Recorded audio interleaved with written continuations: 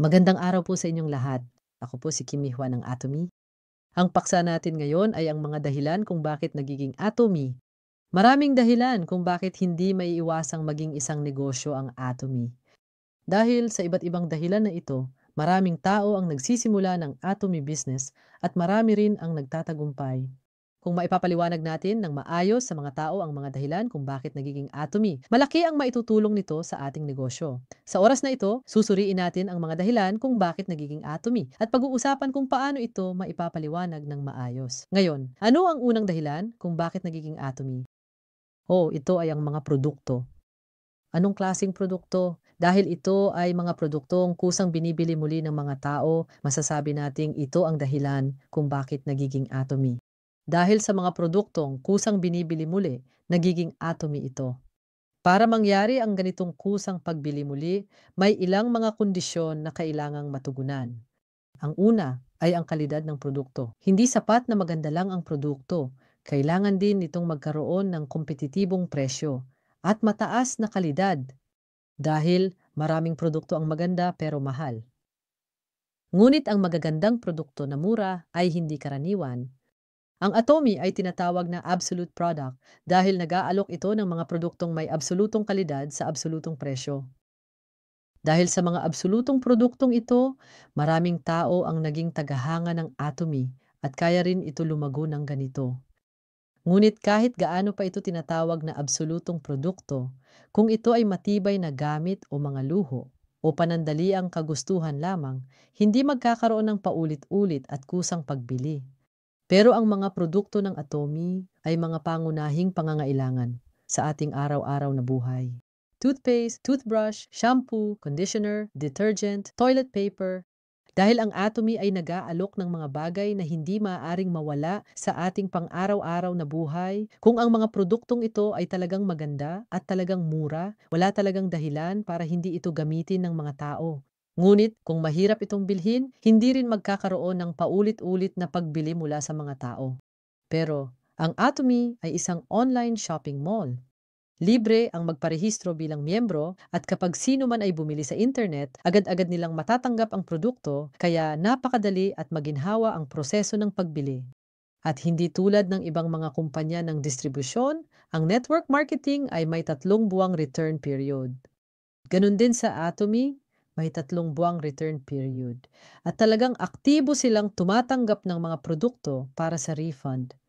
Mula nang itinatag ang Atomy hanggang na ngayon, hindi pa kailanman. Umabot sa 1% ang refund rate nila at ito rin ay isang natatanging katangian. Dahil sa mga absolute products na siyang absolute competitive edge ng Atomy. Ito ang dahilan kung bakit pinipili ng mga tao ang Atomy. Ako, bilang isang gumagamit ng Atomy, ay hindi lang isang nasisiyahang consumer, kundi bilang isang negosyante rin. Kaya't may kumpiyansa akong naibabahagi ang Atomy sa iba. Kaya naman talagang nagiging matagumpay ang negosyo sa Atomy. Ang unang dahilan ay ang mga produkto ng Atomy na kusang binabalik-balikan at muling binibili ng mga tao. Pangalawa, ito ay ang natatanging katangian ng compensation plan. Tingnan natin ang compensation plan natin. Ito ay binubuo lamang ng mga dahilan kung bakit hindi maiiwasang magtagumpay ang Atomy. Ang unang feature ng compensation plan ay ang two-line binary structure. Kailangan mo lang bumuo ng consumer groups na tinatawag na A group at B group mula sa iyo at ginagamit nito ang pinakamadali at pinakamabilis na binary system. Ang pangalawang tampok ay Global One Marketing. Nagsimula ang Atomy sa Korea at ngayon ay may 26 na opisyal na kumpanya sa buong mundo. Patuloy pa itong dumarami. Kapag nagnenegosyo sa ibang bansa, hindi ito hiwalay. Sa negosyo sa Korea, kundi lahat ay konektado sa loob ng two-line binary system sa pamamagitan ng Global One Marketing. Isa pa itong natatanging katangian. Dahil dito, walang hanggan ang ating merkado. Kaya hindi lang yung mga naunang nagsimula ang may merkado, pati yung mga magsisimula pa lang ngayon, o kahit pa 5 taon, 10 taon mula ngayon, makikita natin na napakalawak pa rin ng merkado para sa kanila. Bukod pa rito, ang isa pang katangian ng Atomy Compensation Plan ay masasabi nating ito ay tunay na negosyo. Ano ba ang ibig sabihin ng tunay na negosyo? Sa network marketing, kapag ang isang consumer ay nagsimulang magnegosyo, maaari rin siyang makatanggap ng insentibo mula sa negosyo. Karaniwan, kapag ang isang consumer ay nagpasya ng pumasok sa negosyo, may mga mahihigpit na kondisyon na kailangang sundin. Pero sa Atomy, wala ang mga ganitong kondisyon. Kaya ko, sinasabing ito ay tunay na negosyo. Una, anong mga kondisyon ang wala? Karaniwan, kapag ang isang consumer ay gustong maging negosyante, kailangan niyang bumili ng maramihang produkto ng kumpanya bilang panimulang puhunan. Sa Atomy, wala ang ganitong kondisyon. Pwede kang magsimula bilang consumer at basta na lang magnegosyo kapag gusto mo. Kapag nakapagdesisyon ka na, pwede ka nang magsimula sa negosyo. Walang kahit anong kondisyon. Pangalawa, bukod sa panimulang puhunan, sa ibang kumpanya, para makatanggap ng buwanang komisyon, kailangan mong bumili ng produkto sa iyong pangalan bilang auto-ship o sa pilitang buwanang pagbili, tinatawag itong maintenance fee, pero sa Atomy, wala nito. Siyempre, bilang isang negosyante, bumibili ako buwan-buwan sa Atomy. Halimbawa, nauubos ang shampoo ko, nauubos din ang hair oil. Kailangan ko ring bumili ng tissue at tubig. Bumibili man ako buwan-buwan, hindi ito sa pilitan na kailangan kong bilhin sa ilalim ng aking pangalan. Basta't kapag kailangan ko, bumibili lang ako ng produktong kailangan ko. Kaya, iba ito sa tinatawag na buwanang maintenance fee. Kaya walang buwanang maintenance fee sa Atomy. At pangatlo, walang referral commission. Ang tinatawag na referral commission ay ang insentibo na natatanggap mo kapag ang taong ni-refer mo ay nagbayad ng entry fee para sa bulk purchase. Walang entry fee ang Atomy, pero syempre wala rin referral fee. At kahit ikaw ang nagpa-member o ibang tao ang nagpa-member, pareho ang pagkilala sa lahat ng miyembro, kaya ito rin ay isang napakalaking competitive advantage. Ngayon, naiintindihan mo na ba ang walang kondisyong negosyo ng Atomy? Una, walang entry fee, walang buwanang maintenance fee, walang referral bonus. Ito ang dahilan kung bakit nagtatagumpay ang Atomy, dahil kahit sino ay pwedeng magsimula ng negosyo. Siyempre, ito rin ay maaaring maging isang kahinaan dahil walang initial entry fee at madaling makapagsimula. Nang walang anumang alalahanin, madali ring tumigil ang mga tao. Pero kahit ganoon, wala kang magiging problema o mawawalan at posible ring hindi tapusin ng taong inanyayahan mo ang Atomy business. Kahit ganoon, masasabi nating ito ang absolute competitive edge ng Atomy dahil hindi ito nagdudulot ng pinsala o pasanin sa iba. At dahil walang pressure kapag nag-aanyaya ako ng iba, mas marami akong pwedeng maipakilala. Ito rin ay isa sa mga napakahalagang dahilan kung bakit nagiging matagumpay ang Atomy. Ngayon, ito ay isang negosyo sa lahat ng pagkakataon. At mayroon din itong ikatlong katangian na tinatawag na balanseng pamamahagi.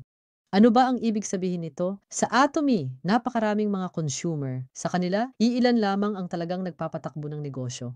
Pero kahit ang mga consumer ay maaaring tumanggap ng komisyon, sinabi ko nga, pareho lang ang consumer at ang business partner dito. Walang ganitong sistema sa Atomy na mas malaki ang natatanggap ng business partner at mas maliit ang natatanggap ng consumer. Para makatanggap ako ng komisyon, kailangan kong magkaroon ng hindi bababa sa 30,000 PV. Sa kaliwa at kanan ko para makuha ang unang komisyon, walang itinakdang panahon para maabot ang 30,000 PV na ito. Patuloy itong naiipon ng walang hanggan hanggang maabot mo ito. Kung hindi mo maabot sa loob ng isang buwan, hindi ito nagiging zero o nawawala sa susunod na buwan. Kung hindi mo maabot ngayong buwan, madadala ito sa susunod na buwan at kung hindi pa rin, sa mga susunod pang buwan at kung hindi ngayong taon, sa susunod na taon. Dahil ang mga consumer, hindi naman nila sabay-sabay pinapalitan ng lahat ng produkto nila. Sinusubukan muna nila ang mga produkto tulad ng toothpaste at toothbrush, tapos susubukan naman ang shampoo at unti-unti nilang dinadagdagan. Hindi naman talaga kalakihan ng 30,000 PV, pero maaaring matagalan bago mo ito mapuno. Pero hinihintay nila hanggang maabot mo ito at sa huli ay ibinibigay pa rin ng insentibo. Dahil dito, ang estruktura ng insentibo ay nakaayos para maibahagi rin ang insentibo sa mga consumer. Napakaraming consumer ang tumatanggap ng insentibo. May kakaibang katangian ito, na kinikilala ang mga tao sa dalawang linya ng iyong binary hanggang sa walang hangganang antas.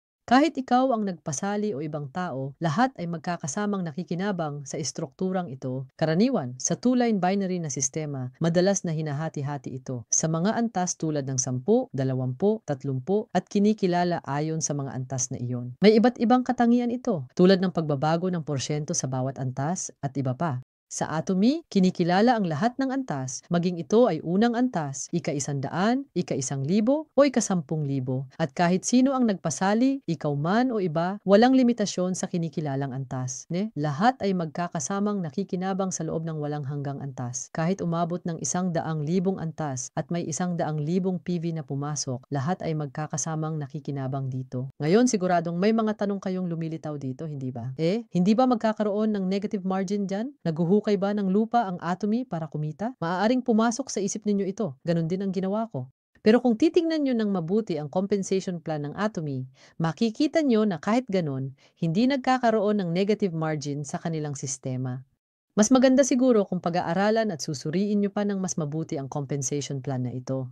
Isa pa, walang ganitong problema dahil may itinatakdang limitasyon o cap. Ngayon, yung mga nagsimula ng negosyo sa simula pa lang ay mas mabilis makakabuo ng membership. At dahil mas mabilis nilang nabubuo ang membership, mas marami rin silang natatanggap na komisyon. Hindi habang dumarami ang membership ay walang hanggan ding dumarami ang komisyon. Kapag naabot na ang itinakdang limitasyon, ang halagang iyon na lang ang patuloy mong matatanggap. Kaya sa atomy, yung mga naunang nagsimula ay parang naghihintay na lang sa tuktok. Patuloy silang naghihintay habang tinatanggap ang perang iyon.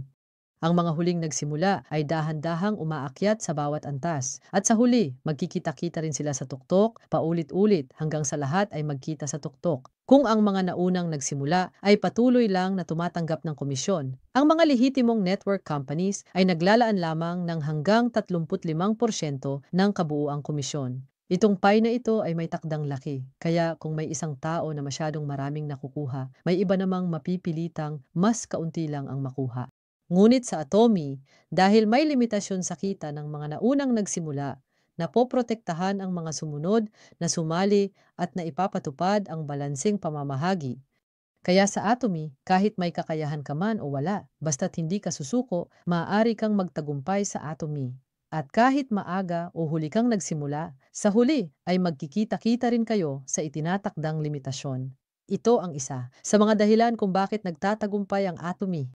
Pinapayagan ang walang hanggang akumulasyon at kinikilala ang walang hanggang antas, kaya paano ba naman ito hindi magtatagumpay? Kapag nalaman mo ang mga katangian ng compensation plan ng atomy na ito, talagang masasabi mong, wow, ang galing naman nito. At talagang mauunawaan mo na imposibleng hindi magtagumpay ang atomy. Dahil napakaganda ng mga produkto ng atomy, kapag nasubukan mo na, maiisip mong, ay, ang dali lang pala ng atomy. Ang saya pala ng atomy. At marami ang nagsisimula ng madali dahil dito. Para sa mga gumagawa ng atomy business, sana ay pag-aralan ninyong mabuti ang compensation plan. Habang lalo mong nauunawaan ang compensation plan, mas makikita mo kung gaano ito kahusay at talagang maiisip mong imposibleng hindi magtagumpay sa atomy. Ngayon, isa-isa nating tiningnan ang mga dahilan kung bakit nagiging matagumpay ang atomy. Kung gagawin kong isang pangungusap, ang lahat ng sinabi ko, ito iyon sa loob lamang ng 2 linya. Kahit sino pa ang nagpa-member, ikaw man o iba, walang anumang kondisyon at kinikilala ito ng walang limitasyon sa global na antas. Kaya talagang imposible na hindi magtagumpay. Madali, di ba? Sige, subukan nating ulitin ito. Sa loob lamang ng 2 linya, kahit sino pa ang nagpa-member, ikaw man o iba, dahil sa Global One Marketing at walang limitasyon sa antas, talagang imposible na hindi magtagumpay. Hindi talaga pwedeng hindi magtagumpay. Parang ganito. Ngunit, hindi lahat ng nagsimula ng atomy business ay nagtatagumpay. Bakit? Kaya ganon? Kasi kailangan talaga ng oras para mabuo ang organisasyon at membership. Oo, may delay man, pero walang pagkakamali. Pero marami ang hindi nakakayanan. Ang delay na ito at sumusuko na lang, kaya talagang hinihiling ko sa inyo, huwag na huwag kayong susuko at sana tapusin ninyo ito hanggang dulo. Tingnan ninyo, ang atomy ay may 2 linya lang, ngunit kinikilala ito hanggang sa walang limitasyong antas. Kahit pa ako ang nagpasali, o ibang tao, basta nasa loob ng aking genealogy, lahat sila ay itinuturing na akin. Ngayon, kung patuloy kong ipapakalat ang impormasyon, darating ang panahon na may lalabas na mas masigasig, mas may kakayahan, at kahit hindi pa Pilipino kaysa sa akin, hindi ba? Hindi ba't may lalabas? Ang pinakamabilis na paraan, ni ba, para mapabilis natin yon ay ang mas maging masipag pa akong magbahagi. Ngayong pinili nyo na ang Atomy, huwag kayong susuko at ituloy nyo hanggang dulo ang negosyo sa Atomy. Naway, magkita-kita tayong lahat sa tuktok. Ngayon, dito ko natatapusin ang ating lecture. Salamat po.